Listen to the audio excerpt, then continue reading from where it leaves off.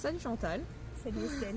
Alors Chantal est naturopathe à Nantes et nous sommes dans le jardin des plantes pour faire une petite vidéo sur la santé, l'énergie, la forme et le lien avec notre vie professionnelle d'entrepreneur qui est très active. Et donc voilà, moi je voulais interroger Chantal aujourd'hui pour parler un petit peu de tout ça et avoir des conseils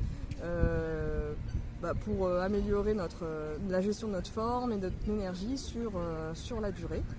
Donc voilà. Chantal, une petite question.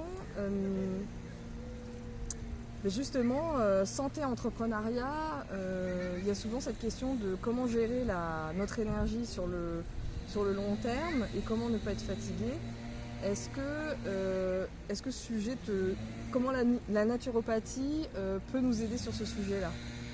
Alors oui, la naturopathie peut faire des choses. C'est une grande question parce qu'effectivement, quand on est entrepreneur, on a de multiples casquettes.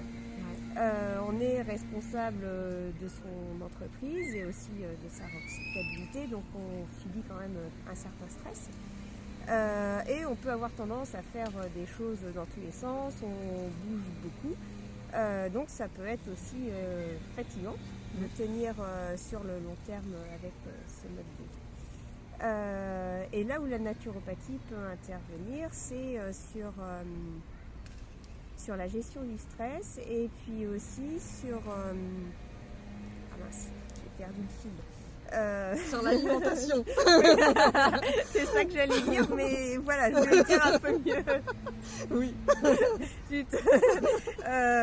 La gestion du stress et puis l'hygiène de vie pour éviter de succomber trop vite à la fatigue et de se retrouver sur les genoux, par exemple, 15 jours après la rentrée. Ok. Alors justement, quand on a préparé un petit peu le sujet ce matin, tu nous disais qu'il y avait cet axe un peu particulier de l'alimentation et notamment, en gros, un peu comment faire attention à son alimentation pour avoir une énergie un peu constante. Oui, alors il y a deux choses à voir avec l'alimentation. Elle va nous apporter des calories qui vont être transformées en énergie. Mais pour fabriquer de l'énergie, l'organisme n'a pas besoin seulement de calories, il a besoin aussi de nutriments qui vont aider à la fabrication et à la libération de cette énergie, notamment le magnésium. Et il se trouve qu'on est tous plus ou moins en carence de magnésium parce que le magnésium est éliminé par le stress. Ok. Alors du coup, est-ce que toi tu conseilles, quels aliments peut-être tu conseilles pour supplémenter, je sais pas comment on dit ça, mais pour améliorer nos carences, pour remplir nos carences, quel aliment? Et est-ce que tu conseilles aussi le fait de prendre du magnésium un peu en gélule, ce genre de choses? Oui, alors je vais conseiller les deux. Effectivement, la première chose à faire, c'est d'améliorer son alimentation pour avoir des aliments riches en magnésium. Alors c'est tout ce qui est céréales complètes ou semi-complètes. Ouais. Donc le blé complet, tout ce qui est fabriqué à partir de blé mais complet ou semi-complet, le riz semi-complet, ainsi de suite. Tout ce qui est légumineuse aussi, donc c'est les lentilles, les pois chiches, les haricots. Il y a aussi les eaux minérales qui sont riches en magnésium, notamment l'eau départ. Ouais. Qui est très connu et qu'on peut utiliser alors, soit en boisson, soit pour préparer à manger. Donc ça va être la première phase. Et puis la deuxième phase, c'est aussi la supplémentation. Alors là, il faut faire attention parce qu'il y a beaucoup de suppléments en magnésium qui sont vendus, qui ne sont pas forcément assimilables, notamment à cause de leur forme. Alors les compléments en magnésium les plus assimilables, c'est ceux qui se présentent sous forme de glycinate. Est-ce que c'est... Je ne saurais pas redire le mot. En fait, ils sont liés à des lipides. D'accord. Et ça les rend plus facilement assimilables et sans certains effets secondaires indésirables au niveau intestinal qu'on peut constater avec d'autres compléments alimentaires. D'accord.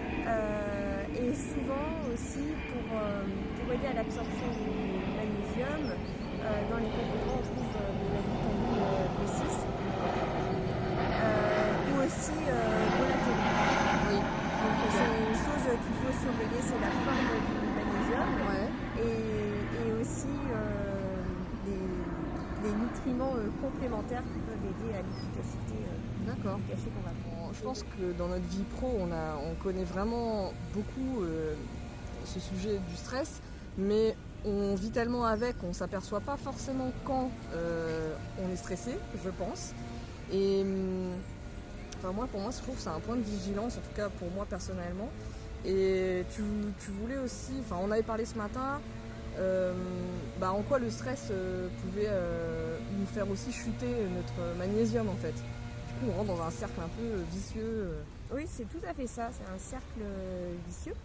C'est-à-dire qu'en état de stress, on va sécréter des hormones, les fameuses hormones du stress, dont le but est de nous préparer à combattre ou à fuir. Donc pour ça, on a la fréquence cardiaque qui augmente, le rythme respiratoire qui augmente aussi, les muscles qui peuvent se contracter plus facilement. Et tout ça, ça se fait via l'entrée de calcium dans les cellules du cœur ou les cellules musculaires. Et cette arrivée du calcium va entraîner la sortie du magnésium des cellules. Le magnésium va se retrouver dans le sang et puis finalement excrété dans les urines. Et du coup, on comprend bien qu'en cas de stress répété ou un peu constant, on est perpétuellement en manque de magnésium. Là où ça devient vicieux, c'est qu'on a besoin de magnésium pour fabriquer de l'énergie et aussi pour en libérer. Donc finalement, plus on est stressé, moins on va avoir d'énergie, et plus on va être fatigué, et plus on va être en carence de magnésium, et ainsi de suite. Ok. Est-ce que tu aurais aussi un petit conseil sur le plan plus justement gestion du stress, c'est-à-dire à faire dans son quotidien quelque chose qui pourrait aider à se calmer et qui a un peu une action justement physiologique. Oui, alors on a déjà dû vous dire de souffler, de respirer, de prendre le temps. En fait, il y a plein d'expressions qui se ramènent à ça finalement. Et c'est basé sur quelque chose de vraiment physiologique. La respiration est liée au fonctionnement du système nerveux et on peut dire qu'il y a deux systèmes nerveux, enfin deux parties du système nerveux, de ce qu'on appelle le système nerveux autonome, c'est-à-dire celui sur lequel on n'a pas de volonté directe.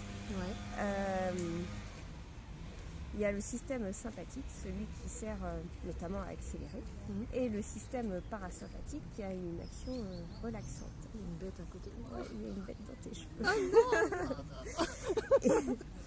Et il se trouve que quand on inspire, on active le système sympathique. Quand on expire, on active le système parasympathique. Parce que le diaphragme, en se relevant, va masser un nerf qui passe dans le tronc qu'on appelle le nerf vague, et ce nerf vague est un des nerfs principaux du fonctionnement du système parasympathique.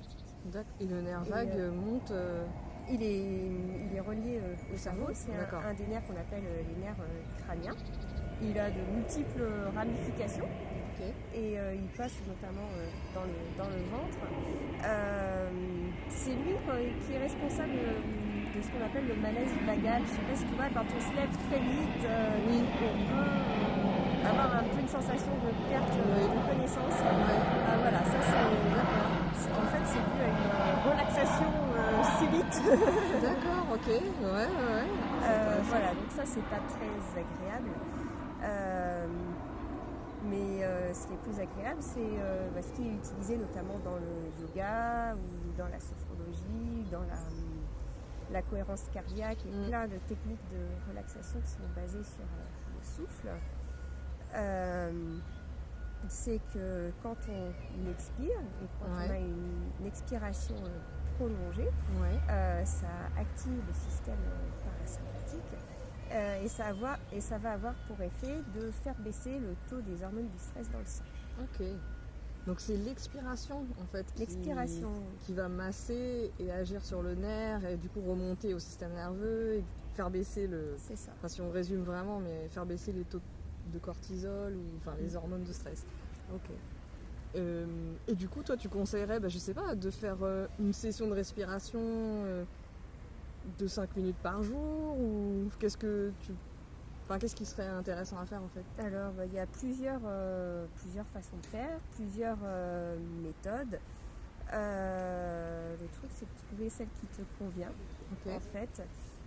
Ça peut être 30 minutes de méditation par jour. Ça peut être, si tu trouves que 30 minutes c'est trop long, 5 minutes de cohérence cardiaque par jour. Enfin voilà, il y a plein de choses à faire. Le plus important finalement, c'est de trouver le moment dans la journée pour faire ça et pas de le faire une fois ponctuellement, Tous les 6 mois. mais d'en faire une habitude régulière. Ok. Là, il y a plein de petites bêtes qui viennent nous voir, nous sommes au jardin des plantes. J'ai une question un peu. On parle souvent donc de régime crétois. Moi, j'aime pas trop les régimes, mais là, le régime crétois au sens quel type d'alimentation est bon entre guillemets pour la santé au quotidien. Et j'ai une petite question.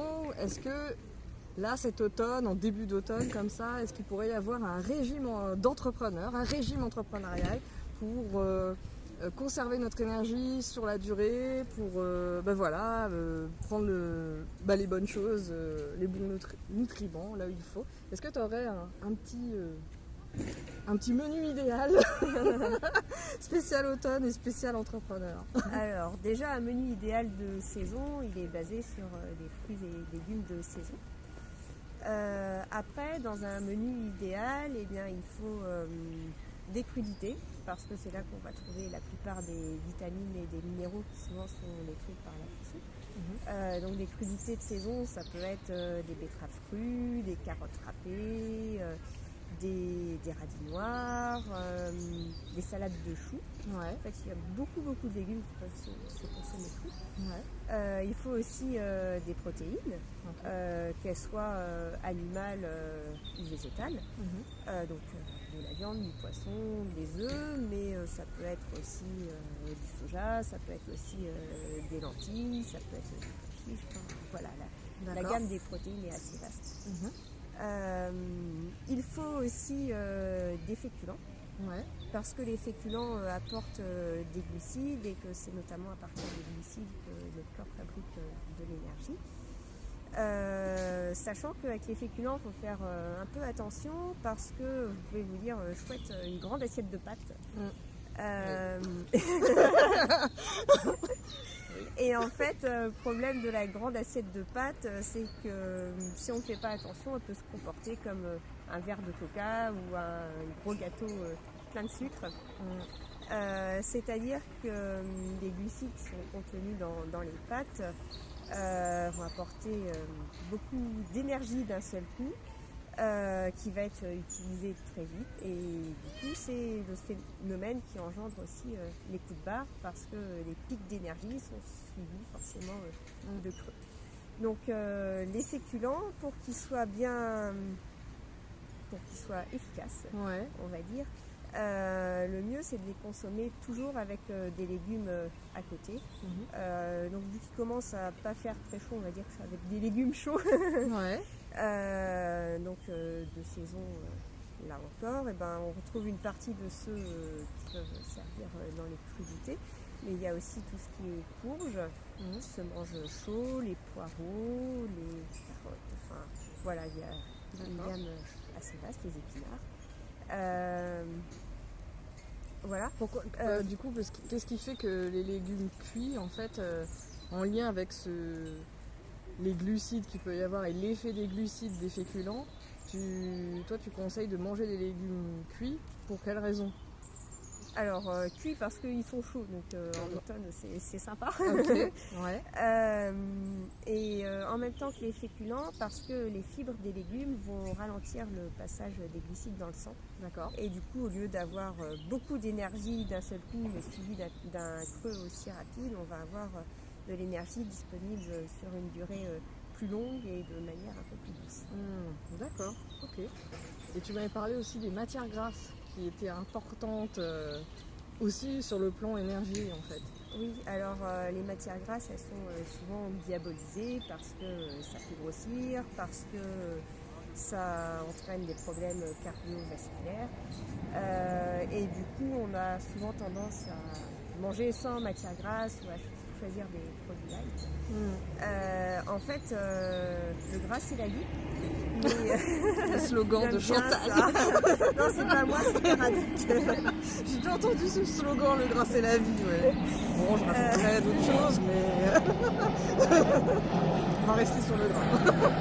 Voilà, mais pas n'importe quel gras. En fait. Il faut que ça soit un gras facilement utilisable par l'organisme.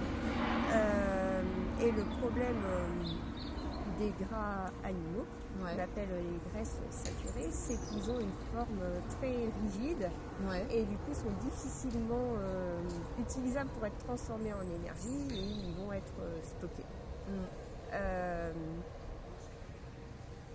Ce qui n'est pas très rentable finalement.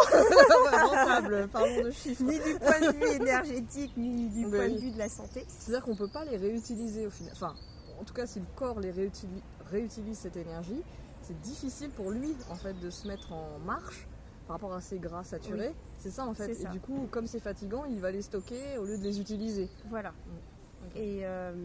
Et en plus, comme c'est des gras très raides, ça va avoir tout un tas d'autres incidences parce que dans notre corps, il y a aussi du gras. Et le gras de notre corps, il ressemble au gras que l'on consomme. D'accord. Et le fait de consommer des graisses saturées, ça a un impact sur le système cardiovasculaire. Ça a un impact aussi sur la circulation sanguine parce que les globules rouges vont être plus raides. Du coup, ça a un impact aussi sur l'irrigation de l'organisme en général, sur la circulation dans le cerveau, dans les extrémités. Enfin, voilà, ça va avoir des effets à plusieurs niveaux. D'accord. Et du coup, si on choisit astucieusement ces matières grasses, on peut améliorer son énergie de manière générale.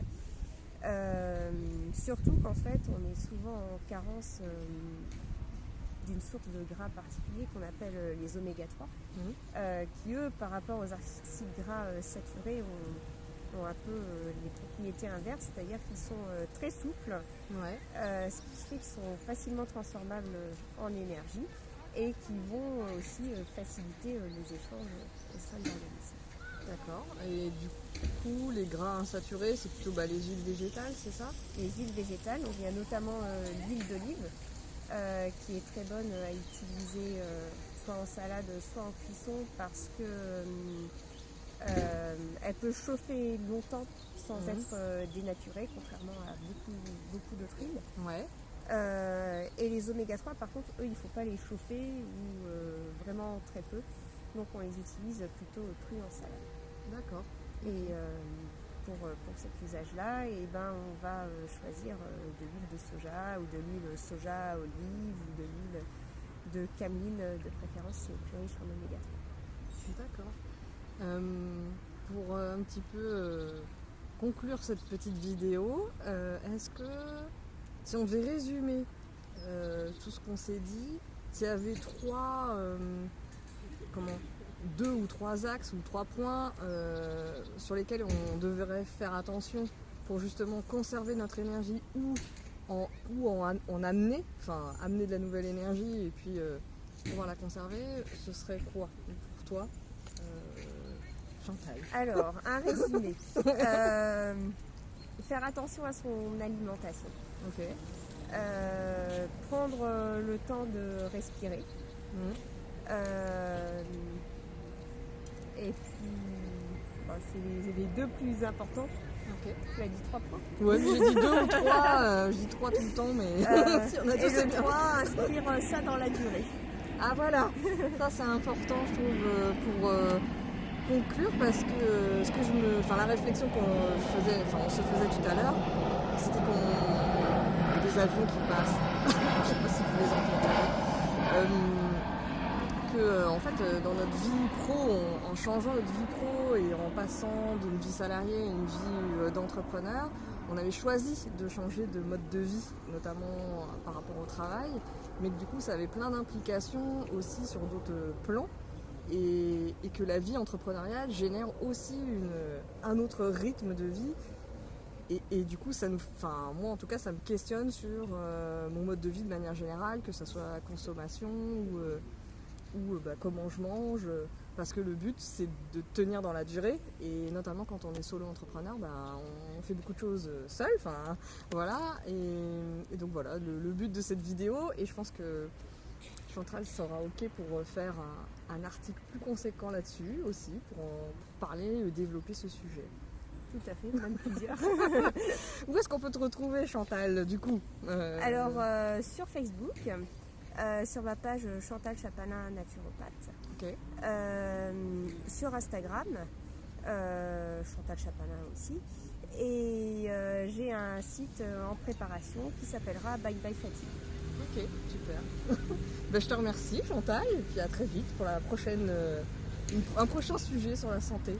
Avec plaisir. Salut! À bientôt.